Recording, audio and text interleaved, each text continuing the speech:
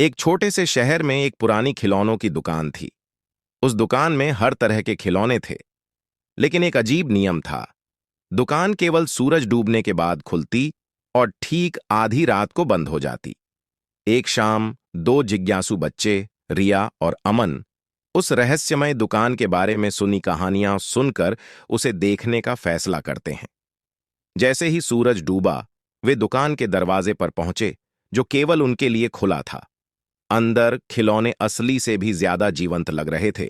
कांच की आंखों वाले गुड़िया, हिलते से दिखते रोबोट और लगभग असली दिखते भरवां जानवर। जैसे ही वे दुकान में घूम रहे थे, एक नरम अजीब सा संगीत बजने लगा।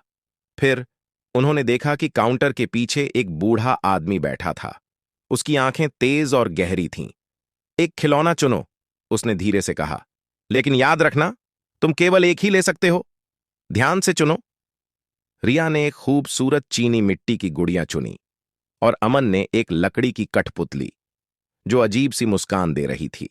जैसे ही वे जाने लगे, बूढ़े ने उन्हें चेतावनी दी, इन्हें मत तोड़ना, वरना ये तुम्हें ढूंढते हुए आ जाएंगे। बच्चे हंसते हुए उसकी चेतावनी को नजरअंदाज कर चले गए। उस रात रिया अपनी गुड़िया की तारीफ कर रही थी, लेकिन अचानक उसने देखा कि गुड़िया ने पलकें झपकाईं। वह घबरा गई, पर खुद को समझाया कि शायद उसे भ्रम हो रहा है।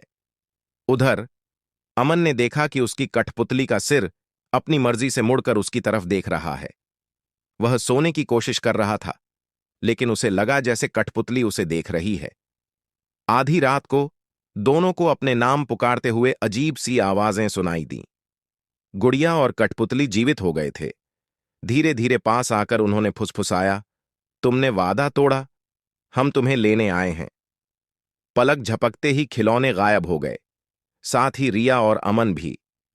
अगले दिन सुबह उनके बिस्तरों पर केवल वही गुड़िया और कठपुतली रह गए थे, जिनके चेहरे पर एक डरावनी मुस्कान थी।